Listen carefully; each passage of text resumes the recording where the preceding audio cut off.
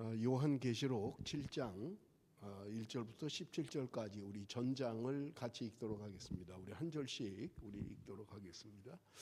이일 후에 내가 내 천사가 땅 내 모퉁이에 선 것을 보니 땅의 사방에 바람을 붙잡아 바람으로 하여금 땅에나 바다에나 각종 나무에 불지 못하게 하더라.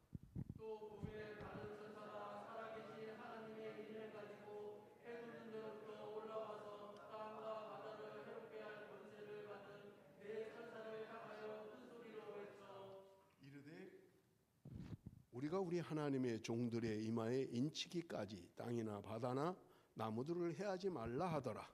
내가 인침을 받은 자의 수를 들으니 이스라엘 자손의 각 지파 중에서 인침을 받은 자들이 14만 4천이니 유다 지파 중에 인침을 받은 자가 1만 2천이요 루벤 지파 중에 1만 2천이요 갓 지파 중에 1만 2천이요 아셀 지파 중에 1만 2천이요 납달리 지파 중에 1만 2천이요 므낫세 지파 중에 1만 2천이요 시몬 지파 중에 1만 2천이요 레위 지파 중에 1만 2천이요 이사갈 지파 중에 1만 2천이요 스불론 지파 중에 1만 2천이요 요셉 지파 중에 1만 2천이요 베냐민 지파 중에 인침을 받은 자가 1만 2천이라. 이일 후에 내가 보니 각 나라와 족속과 백성과 방언에서 아무도 능히 셀 수 없는 큰 무리가 나와 흰옷을 입고 손에 종려가지를 들고 보좌 앞과 어린 양 앞에 서서 큰 소리로 외쳐 이르되 구원하심이 보좌에 앉으신 우리 하나님과 어린 양에게 이르다 하니 모든 천사가 보좌와 장로들과 내 생물의 주위에 서 있다가 보좌 앞에 엎드려 얼굴을 대고 하나님께 경배하여 이르되 아멘. 찬송과 영광과 지혜와 감사와 존귀와 권능과 힘이 우리 하나님께 세세토록 있을지어다.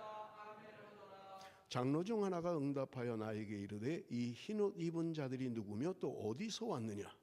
내가 말하기를 때 주여 당신이 아시나이다 하니 그가 나에게 이르되 이는 큰 환난에서 나오는 자들인데 어린 양의 피에 그 옷을 씻어 입게 하였느니라. 그러므로 그들이 하나님의 보좌 앞에 있고 또 그의 성전에서 밤낮 하나님을 섬김에 보좌에 앉으시니가 그들 위에 장막을 씻으리니 그들이 자신은 줄이지도 아니하며 목마르지도 아니하고 해나 아무 뜨거운 기운에 상하지도 아니하리니 이는 보좌 가운데 계신 어린 양이 그들의 목자가 되사 생명수 샘으로 인도하시고 하나님께서 그들의 눈에서 모든 눈물을 씻어 주실 것입니다.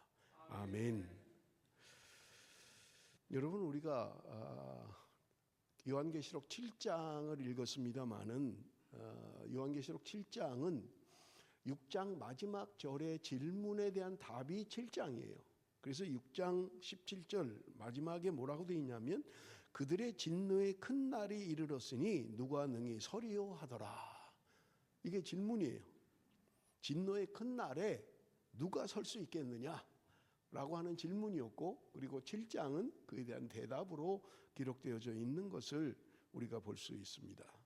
여러분 순서대로 묵상을 계속 해왔다면 여러분 6장에는 하나님의 보좌에 두루마리가 들려 있다라고 되어 있어요. 그리고 7인이 봉해져 있다라고 되어 있습니다. 그런데 그 7인을 뗄 자가 없었다라고 하는 거예요. 그래서 요한이 눈물로 그렇게 기도할 때 장로 한 명이 와서 그 인을 뗄 수 있는 사람은 다윗의 뿌리이신 예수 그리스도 그분만이 인을 뗄 수 있다라고 5장 5절에 대답하고 있는 것을 우리가 볼 수 있어요. 그래서 6장에는 인을 떼기 시작합니다. 그리고 하나님의 진노가 시작되는 거예요. 그런데 7째 인이 떼어지기 전에 그 사이에 오늘 우리가 읽은 7장이 있는 거예요. 그리고 8장과 9장은 나팔에 대한 심판, 7 나팔에 대한 심판인데 여러분 요한계시록은 삼중적 구조로 되어 있습니다. 그래서 여러분들 이것만 좀 알면 돼요. 우리 도표를 좀 보여주시겠어요? 요거 말고요.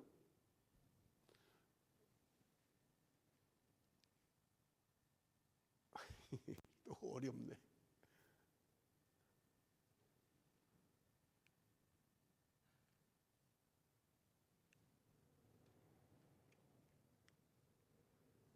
한 거죠? 이게 뭐가 이렇게 잘 안 되나 모르겠네. 예, 그 왼쪽에 일곱인 계시록 6장이라고 돼 있죠.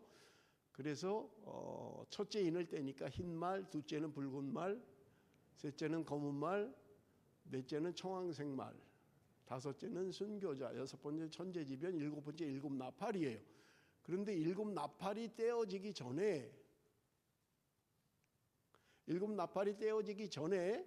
일곱 나팔이 시작되는 거예요.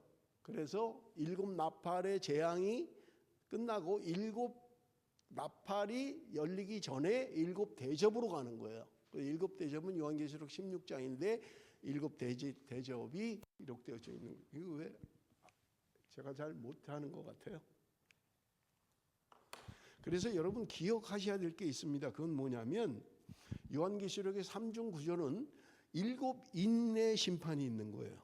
그리고 일곱 나팔의 심판이 있고요. 일곱 대접의 심판이 있는 거예요.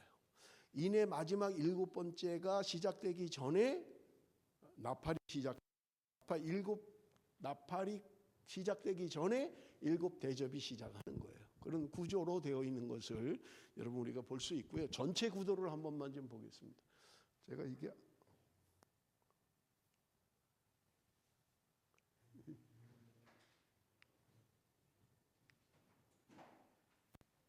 뭐 된 것 같아요. 삑 했는데 지원이가 해.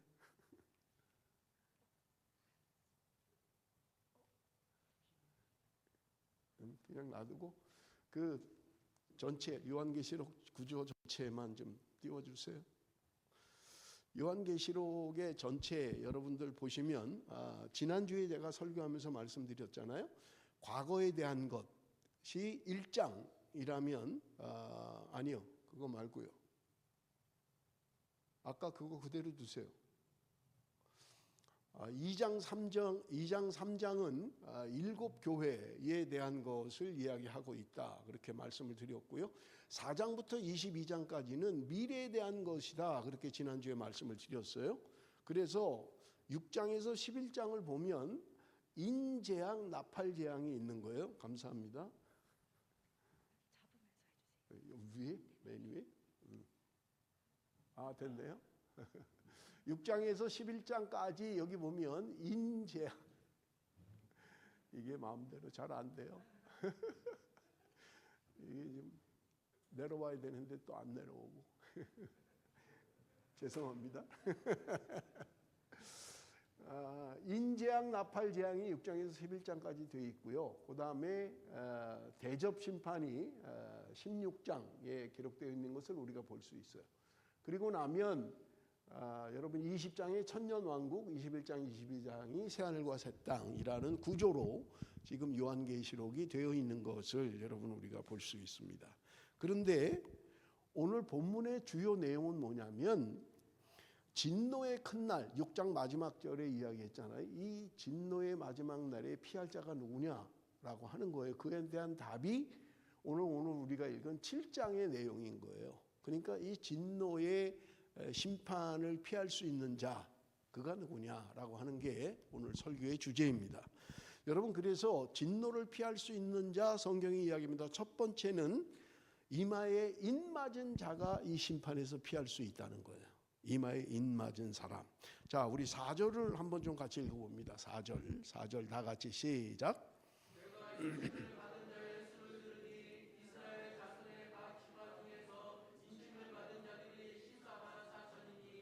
자, 여기 인침을 받은 자가 14만 4천이다. 제가 이제 조금 이따 구체적으로 말씀드릴 거예요. 지난주에 14만 4천이 뭐라 그랬어요? 실제 수인가요? 실제 14만 4천이에요? 그건 제가 조금 이따 이제 다시 말씀을 드릴게요. 그런데 이 14만 4천에 대한 중요한 건 뭐냐면 인 맞은 사람이라는 거예요. 그죠? 인 맞았다는 거예요. 그러면 이 인침을 받았다라고 하는 게 뭐냐는 거예요. 인침을 받은 게 도대체 뭐냐? 에베소서 1장 13절에 힌트가 있습니다. 여러분 우리 한번 봅니다. 다 같이 1장 13절 다 같이 시작.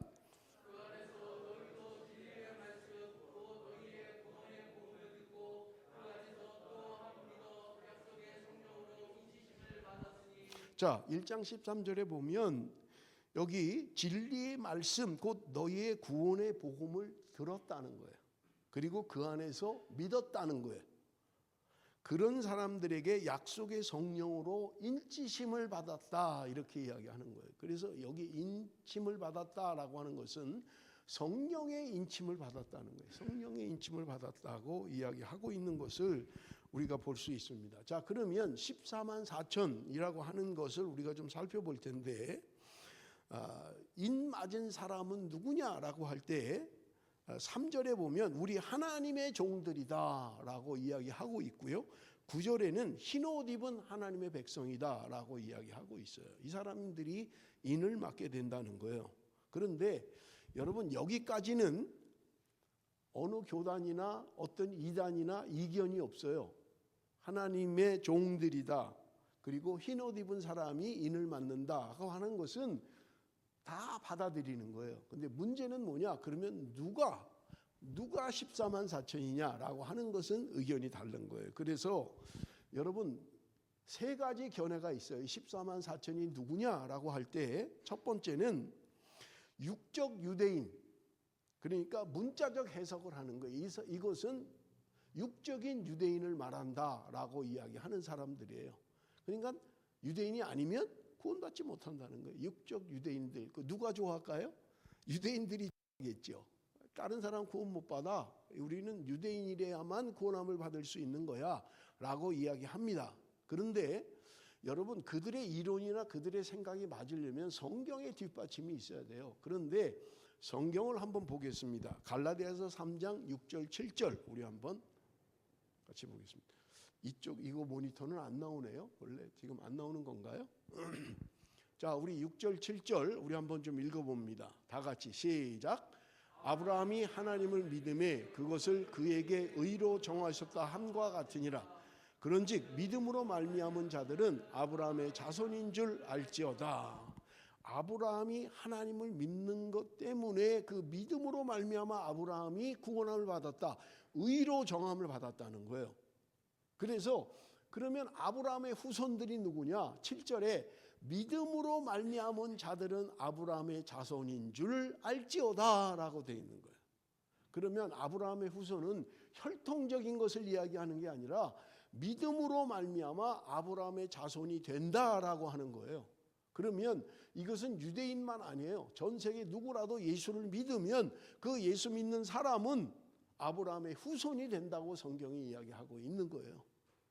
그러니까 아브라함의 후손은 혈통적으로 유대인, 나는 유대인의 가문에서 태어났어, 유대인 정에서 태어났어 하는 것을 의미하는 게 아니라 믿음으로 말미암아 아브라함의 후손이 된다라고 성경은 우리에게 분명하게 말씀하고 있는 것입니다. 그래서 로마서 9장 8절 우리 한번 읽어봅니다. 로마서 9장 8절 다 같이 시작.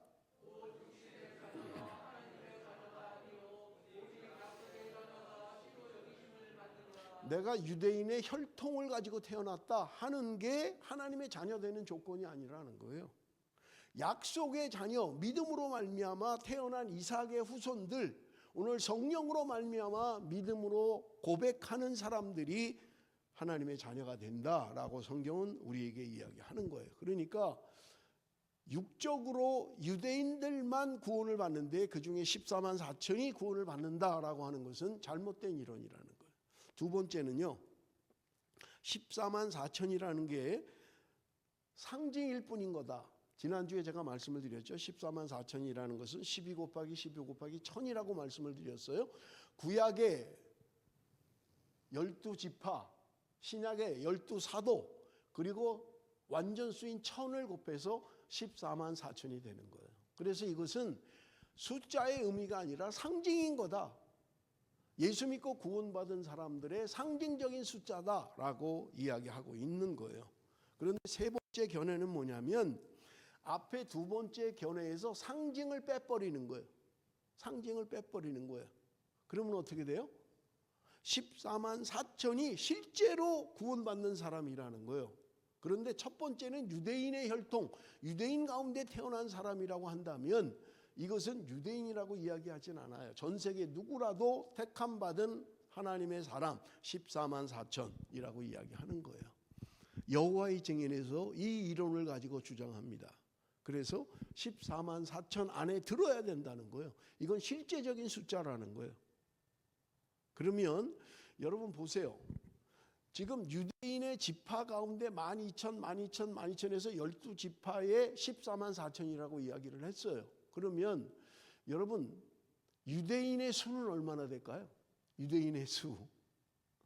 여러분 출애굽을 할 때 장정만 60만이라 그랬잖아요. 그래서 우리가 보통 유대인은 200만 내지 300만이라고 이야기를 해요. 그런데 다윗 시대 때에 전쟁에 나갈 수 있는 숫자를 치니까 15만 8천 명이었어요. 전쟁에 나갈 수 있는 20살에서 전쟁에 수행할 수 있는 사람의 숫자가 158만 명이었다고요. 그러니까 여러분 계산을 해보면 다윗 시대에 유대인들이 적어도 600만이 넘었어요. 그러면 그 600만 가운데 다윗 시대라고 하더라도 점점 많아졌겠죠. 다윗 시대라고 하더라도 그 중에 600만 가운데 14만 4천만 구원을 받는다는 거예요. 유대인 중에서도.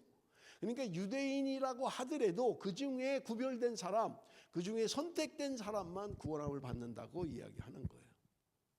그런데 여러분 이것은요 성경적으로 잘못된 것이다 라고 하는 것을 여러분에게 말씀을 드렸던 거예요. 14만 4천이라고 하는 것은 9절에 이야기하는 셀 수 없는 큰 무리, 그것이 참된 의미라는 거예요. 14만 4천은 그 셀 수 없는 큰 무리 가운데 들어있는 것뿐이에요. 그러니까 숫자적인 의미로 14만 4천만 구원함을 받는다라고 주장하는 것은 성경적이지 않다는 거예요. 우리는 셀 수 없는 큰 무리 가운데 들어있는 것을 우리는 볼 수 있는 것입니다. 자, 그런데 인침을 받는다라고 하는 말이 4절에 2번이 나오고요. 5절에 1번 나오고 8절에 1번 나옵니다. 그러니까 7장에 인침을 받는다는 말이 4번 등장하는 것을 우리가 볼 수 있어요. 그러면 인침을 받는다는 말의 의미가 뭐냐는 거예요. 여러분 인침을 받는다는 말은 쉽게 말하면 도장 찍는다는 거예요. 도장을 찍는다. 여러분 우리가 뭐 지금은 이제 뭐 거의 사인으로 하잖아요. 여기 호주에는 도장이 없잖아요. 사인으로 그냥 다 합니다만은 얼마 전까지만 해도 한국에도 도장이 있었죠. 그래서 저도 지금 몇 개를 가지고 있어요. 옛날 도장들을. 황규철인이라고 돼 있는 도장이 있어요.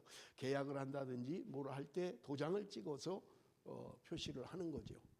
그런데 여기 인이라는 말은 도장 찍다라는 의미를 가지고 있다는 거예요. 그런데 이 말을 어떻게 사용했냐면 보증하다, 인정하다 이런 말로도 사용한 거예요. 내가 도장을 찍으면 보증하는 거예요. 내가 이거 내 거 맞아. 이 계약이 내가 한 게 맞아. 라고 하는 보증이에요. 인정하는 거예요. 그래서 인이라고 하는 말은 보증한다, 인정한다 라는 말을 포함하고 있다라고 하는 것입니다. 옛날 로마 시대에 보면 여러분 전쟁이 나면 전쟁에 이긴 사람들이 전쟁에 진 사람들을 끌고 와서 노예로 삼습니다. 그때 도장을 찍는 거예요. 여러분 기록에 보면 로마 황제가 자기 노예들에게 도장을 찍었다는, 이마에다가 V자에 도장을 찍었다는 거예요. 쇠로 V자를 만들어서 달궈가지고 이마에다 지져버리는 거예요. V자가 영원히 없어지지 않게. 어느 기록에 보면 뒤통수에도 찍기도 하고요, 가슴에 찍기도 하고요. 이 인을 그렇게 찍었다는 거예요. 내 소유를 나타내는 것을 이야기하고 있는 것을 우리가 볼 수 있습니다. 자, 2절 3절을 우리 한번 좀 읽어봅니다. 2절 3절 다 같이 읽습니다. 시작. 또 다른 천사가 살아계신 하나님의 인을 가지고 해 돋는 데로부터 올라가서 땅과 바다를 해롭게 할 권세를 받은 네 천사를 향하여 큰 소리로 외쳐 이르되 우리가 우리 하나님의 종들의 이마에 비치기까지 땅이나 바다나 나무들을 해하지 말라 하더라. 자, 여기 인을 치겠다는 거예요. 하나님의 인을 가지고 해 돋는 데로부터 올라와서 땅과 바다를 해롭게 할 권세를 받은 네 천사를 향하여 너희 내가 인을 치기까지 하지마 라고 했다는 거예요. 자, 그러면 하나님의 백성, 구원받은 하나님의 자녀들에게 인을 치시겠다는 거예요. 그런데 그 이마에 인을 치시겠다는 거예요.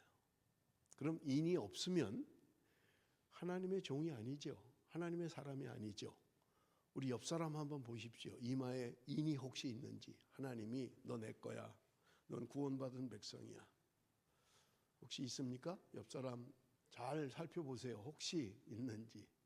없어요. 우리는 없다고요, 그런 게.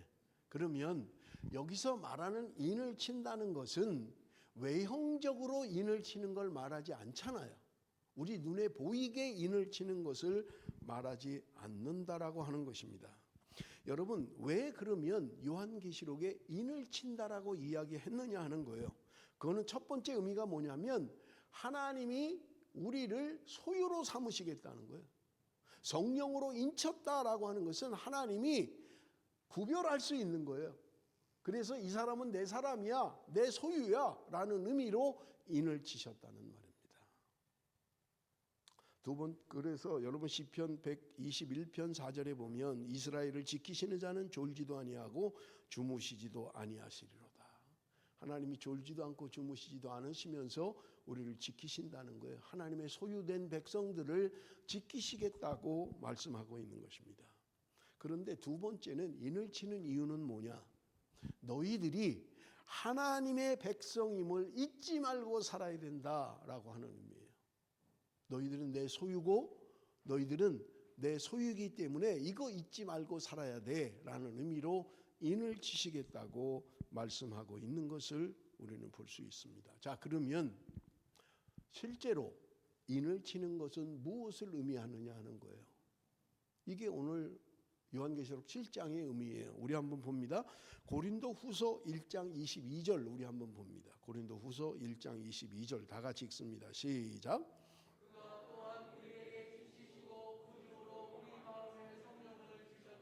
자, 인치시고 우리 마음에 성령을 주셨다라고 이야기하고 있는 거예요. 그러면 인침을 받은 사람은 우리 마음에 성령이 있는 사람이에요.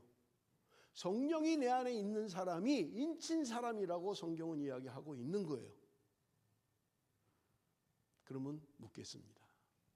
성령이 내 안에 계신가요?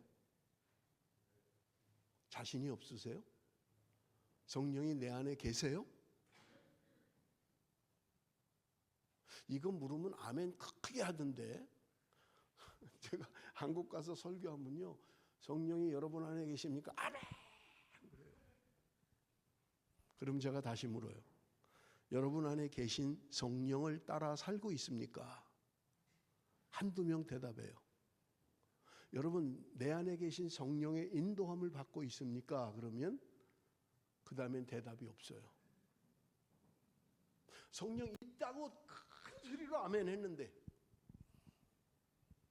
제가 그렇게 물을 때 여러분 속에 주님이 계십니까? 아멘. 그러면 여러분 안에 계신 주님을 따라 삽니까? 그 주님이 나의 주인이 되셔서 내가 그런 삶을 살고 있느냐 하는 거예요. 대답은 아멘 했어요. 그렇습니다. 주님이 내 안에 계십니다. 성령이 내 안에 계십니다. 근데 성령을 따라 삽니까? 성령의 인도함을 받습니까? 내 안에 계신 주님이 나의 주인이 되고 계십니까? 라고 하면 대답을 잘 못하시는 거예요.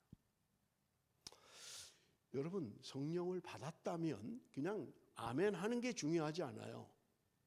내 안에 계신 성령을 따라 살아야 되잖아요. 우리 한번 성경을 볼 텐데요. 갈라디아서 5장 16절에서 24절까지인데 우리 한번 좀 읽어보겠습니다. 갈라디아서 5장 16절에서 24절 조금 깁니다만은 우리 한번 좀 읽어봅니다. 다 같이 시작.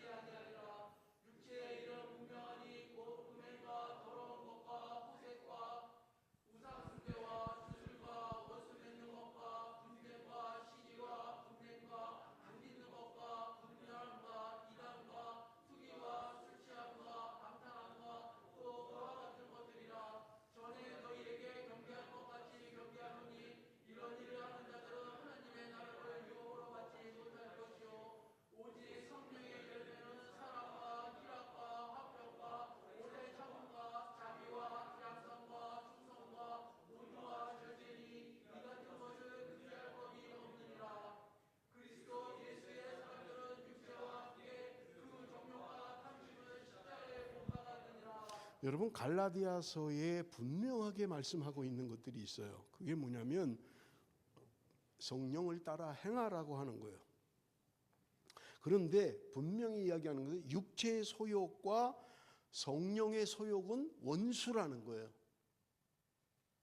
그러면 여러분 아까 이야기했죠? 내 안에 성령이 있습니다.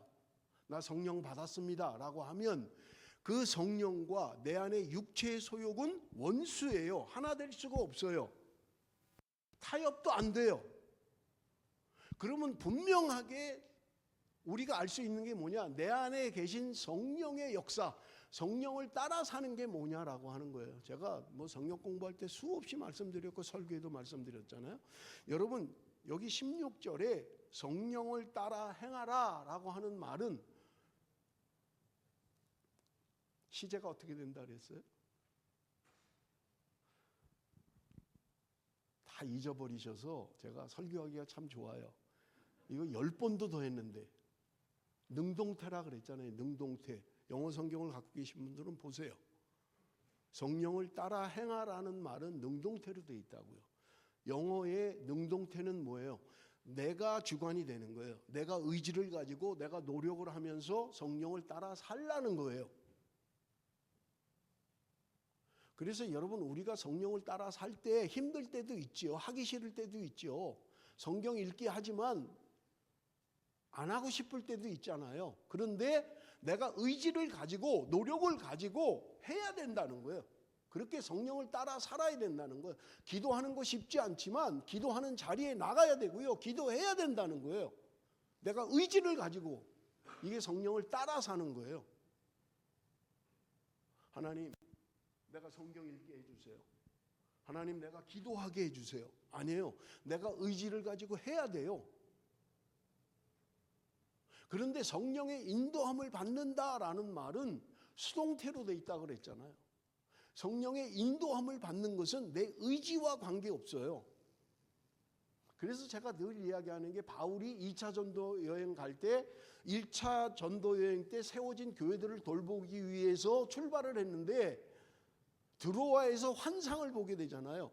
건너편 마게도냐에서 건너와서 우리를 좀 도와달라라는 환상을 보고 바울이 자기의 선교의 여정을 바꿨잖아요. 오른쪽으로 가야 되는데 왼쪽으로 갔다고요. 방향으로 말하면 서진한 거예요. 동진하려고 그랬는데 서진이 됐다고요. 그러면서부터 유럽에 복음이 전달되고 복음이 전파되기 시작했던 거예요. 이거를 우리는 성령의 인도함이라고 이야기하는 거예요. 바울이 기도하고 계획했고 나는 2차 때는 이제 1차 전도 여행을 따라서 갈 거야 라고 생각했지만 하나님이 강압적으로 그를 마게도냐 쪽으로 틀어버렸다고요. 이게 성령의 인도함이에요. 내 의지로 된 거 아니에요. 내 계획으로 된 거 아니에요. 그런데 분명한 것은요. 내 안에 계신 성령님 그분과 내 안에 있는 육체의 소욕은 절대로 같이 하나 될 수 없다는 거예요. 그러면 내가 성령을 받았냐? 내 안에 성령이 있냐라고 하는 것은요. 나 자신이 대답을 해보면 알아요. 나는 성령을 따라 사는가? 육체의 소욕을 따라 사는가? 여러분 내가 답을 할 수 있잖아요. 그런데 육체의 소욕은 뭐라는 거예요? 여기 아주 자세히 설명하고 있잖아요. 성경이. 19절. 육체의 일은 분명하니 음행과 더러운 것과 호색과 우상숭배와 주술과 원수 맺는 것과 분쟁과 시기와 분냄과 당짓는 것과 분열함과 이단과 투기와 술 취함과 방탕함과 이런 것들은 육체에서 나오는 것들이라는 거예요. 여러분 내 안에 이런 육체의 소욕이 없나요? 나는 성령을 따라 사나요?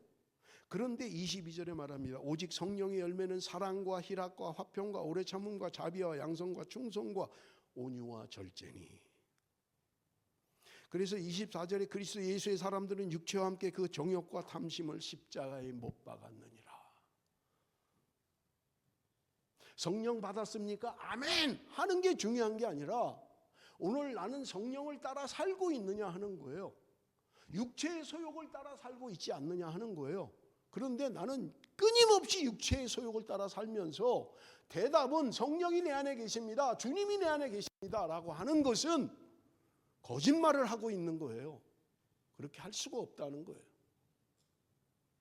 그럼 여러분 내 자신을 물어보면 되잖아요. 성령이 내 안에 계십니까? 나는 성령을 따라 살고 있습니까? 성령의 인도함을 받고 있습니까?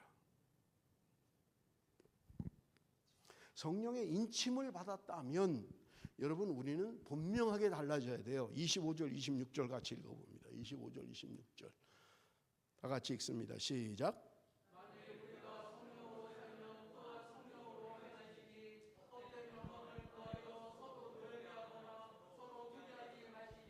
성령으로 행한다. 우리가 성령의 사람이라면, 내 안에 성령이 계시다면, 그래서 하나님의 자녀가 됐고 하나님의 종이 됐다면 성령으로 행해야 된다는 거예요. 성령으로 행해야 된다는 거예요.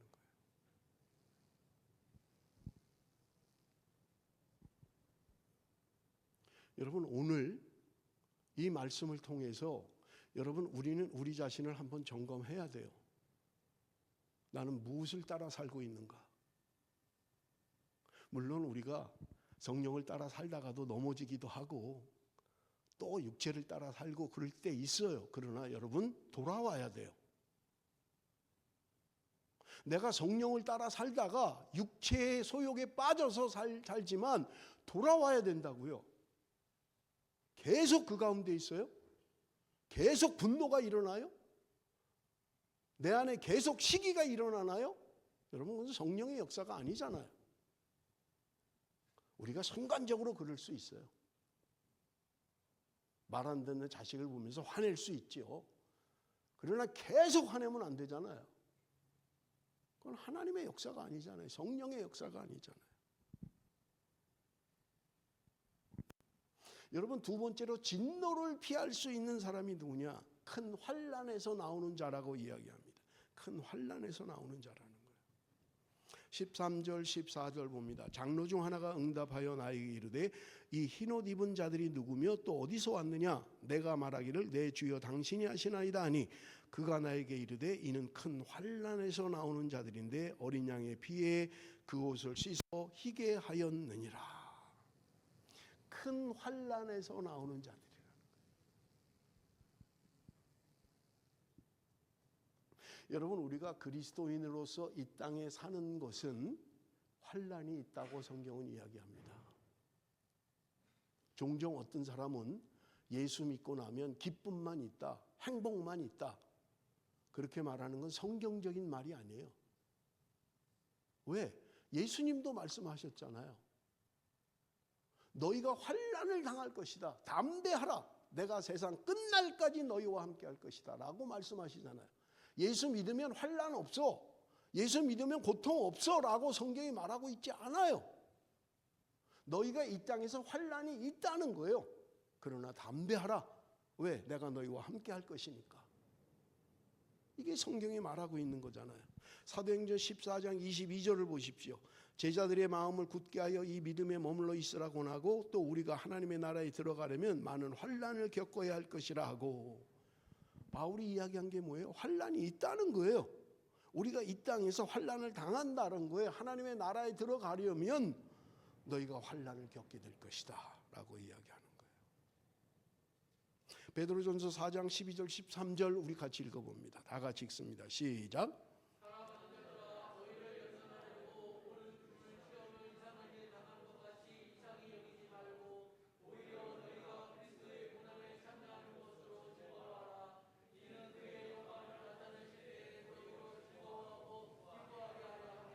너희에게 오는 불시험을 당하는 것을 이상하게 여기지 말라는 거예요. 당연하다는 거예요.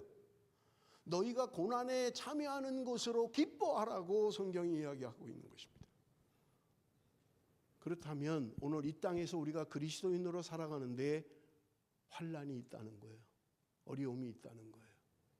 고통이 있다는 거예요. 이 환난을 통과하는 자들이 진노를 피할 수 있는 자라고 성경은 우리에게 분명하게 말씀하고 있는 것입니다.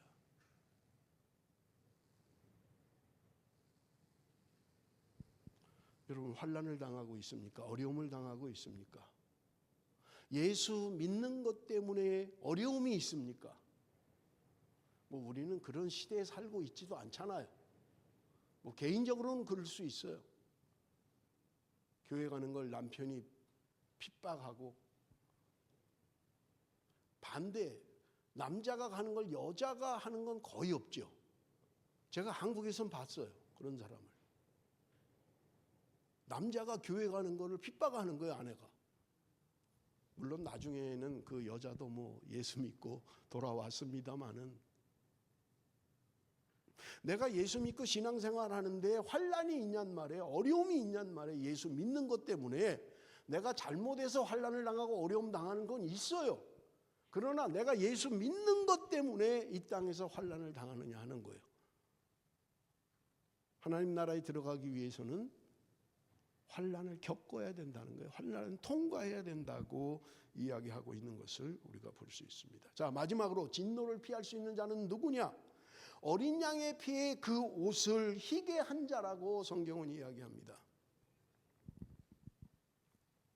9절에 보니까 이 일 후에 내가 보니 각 나라와 족속과 백성과 방언에서 아무도 능히 셀 수 없는 큰 무리가 나와 흰 옷을 입고 손에 종려가지를 들고 보좌 앞과 어린 양 앞에 서서 14절 내가 말하기를 내 주여 당신이 아시나이다 하니 그가 나에게 이르되 이는 큰 환난에서 나오는 자들인데 어린 양의 피에 그 옷을 씻어 희게 하였느니라. 흰 옷을 입은 자라고 하니까 또 그렇게 흰 옷을 입고 다니는 거예요. 부활절 연합 예배하면 흰 옷 입고 다니고, 교회 올 때 흰 옷 입고. 왜 흰 옷 입은 자라니까. 예수 그리스도의 피에 씻었다라고 이야기해요. 피에 옷을 씻으면 하얗게 되나요? 피에 옷을 씻으면 하얗게 되냐고요.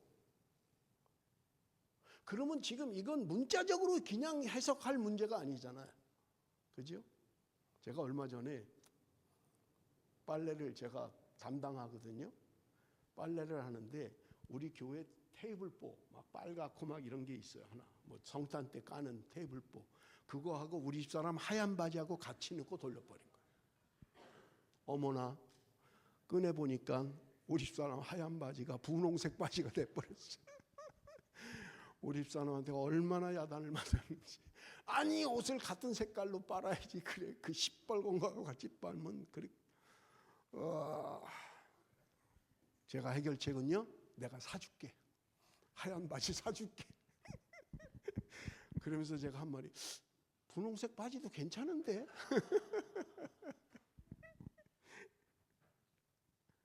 예수님의 보혈에 옷을 빨면 하얗게 되냐고요. 여기 성경에는 그렇게 이야기하고 있잖아요. 어린 양의 피에 그 옷을 씻어 희게 하였느니라. 피에 옷을 빨면 하얘지지 않아요. 그러면 이거는 뭔가 상징이죠. 예수 그리스도의 피로 말미암아 우리가 정결케 되고 깨끗하게 되는 것을 상징적으로 얘기하는 거지, 우리가 입고 있는 옷을 하얗게 입어야 된다, 지금부터 칼라 옷 입지 말고 하얀 것만 입어라. 그러니까 또 어떤 분은 하얀 양복에 하얀 구두에 그냥, 그리고 또 하얀 말까지 타시네 또.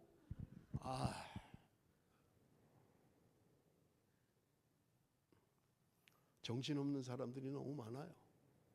이단들이 그 짓을 하고 있는 거예요.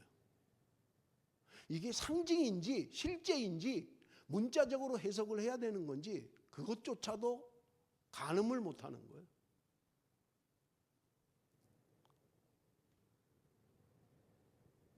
사도 요한이 지금 밤모섬에서 하나님이 주시는 환상을 보는 거예요. 말씀드린 것처럼 지나간 것도 있지만 현재 일도 소아시아 7교회에 이런 현재라고 이야기를 했고요. 4장부터는 미래에 될 일을 이야기한다고 이야기했던 것입니다. 그러면 사도 요한이 본 흰옷을 입은 사람들은 누구냐? 능히 셀 수 없는 큰 무리라는 거예요. 9절 봅니다. 9절 우리 한번 같이 읽어볼까요? 9절 다 같이 시작.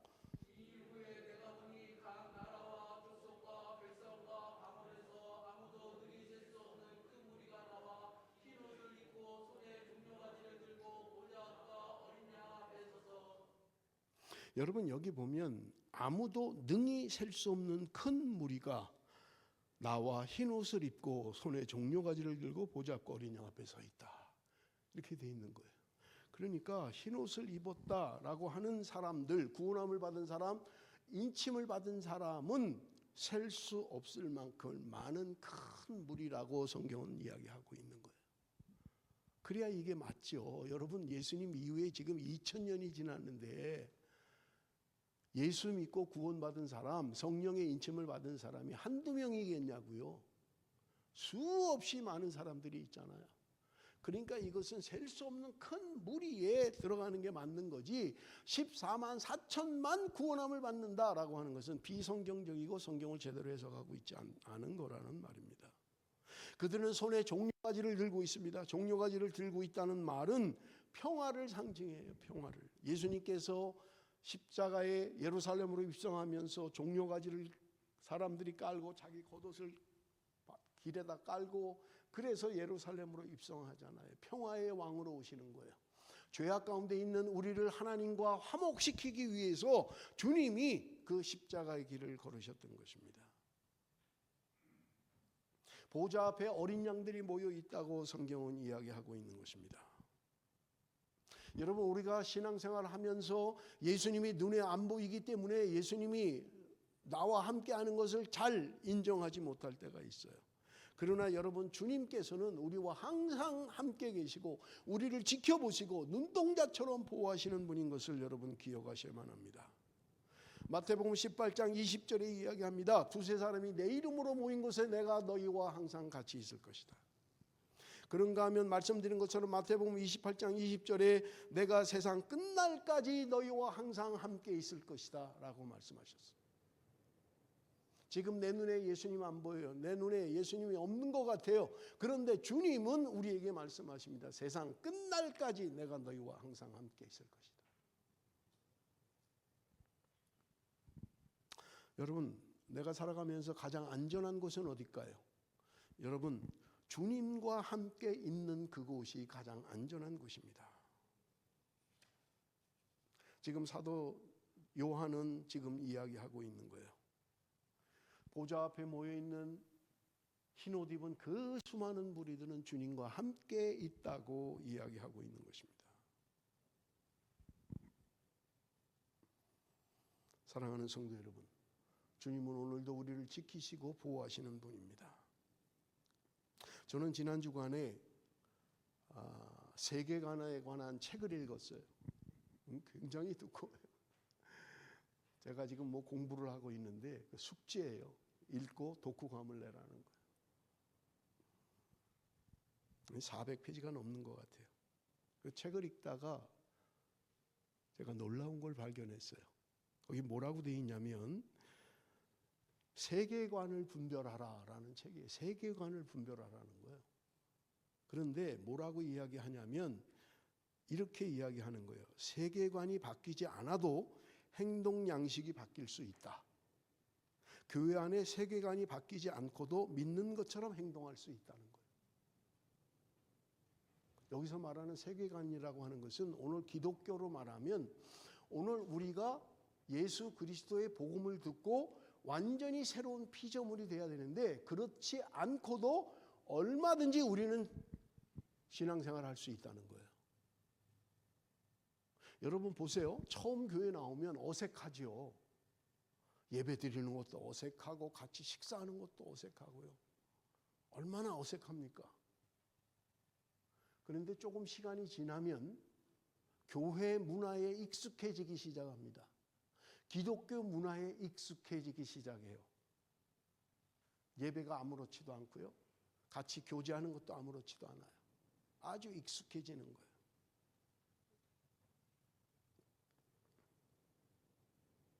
내 안에 바뀌지 않았어요. 내 안에 세계관이 바뀌지 않았어요. 내 안에 성령으로 내가 바뀌지 않았어요. 하나님의 말씀으로 내가 바뀌지 않았는데 겉모양은 그리스도인처럼 얼마든지 행동할 수 있다는 거예요.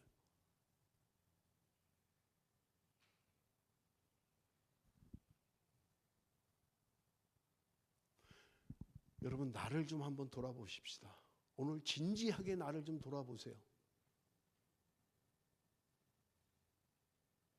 개인마다 예수 믿은 지 세월은 다 다를 거예요. 나는 얼마나 바뀌었습니까? 내 안의 세계관이, 내 안의 그 믿음이 그리스도 안에 있으면 새로운 피조물이라고 말씀하는데 나는 과연 새로운 피조물이 됐나라고 하는 거예요. 내 본질은, 내 안의 것은 여전히 육체의 소욕을 따라 살고 세상의 목표를 가지고 살아가고 있고 그냥 모양만 내는 거예요. 흉내만 내는 거예요. 믿는 사람 흉내만 내는 거예요. 시간이 지나면 그래서 집사도 돼요. 그래서 장로도 되는 거예요. 그런데 그 본질은, 그 안에 속사람은 전혀 바뀌지 않는 거예요.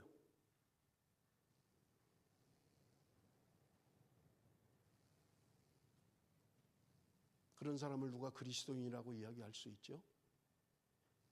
누가 그런 사람이 성령으로 말미암아 인침을 받은, 성령을 따라 살고 성령의 인도함을 받는 사람이라고 누가 이야기를 할 수 있냐는 거예요.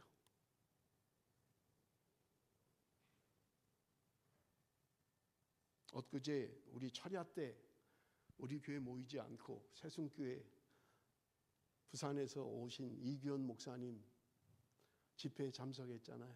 그분이 설교하면서 그런 얘기를 해요. 수영로 교회가요 수만 명이에요. 부산에서 제일 큰 교회예요. 그분이 그런 얘기를 해요. 자기가 오랫동안 목회를 하면서 보니까 어떤 사람이 저 사람은 진짜 변했구나, 진짜 그리스도인이 되었구나. 시간이 지났는데 문제만 생기면 원위치 돼버리다라는 거예요. 모양은 그럴듯하게 기독교 문화 속에, 교회 문화 속에 그리스도인처럼 흉내를 내고 그렇게 행동을 하는데 문제가 생기면 똑같이 그 속사람은 변하지 않았더라는 거예요. 세상 사람과 전혀 다름이 없이 그렇게 판단하고 그렇게 생각하고 살아가더라는 거예요.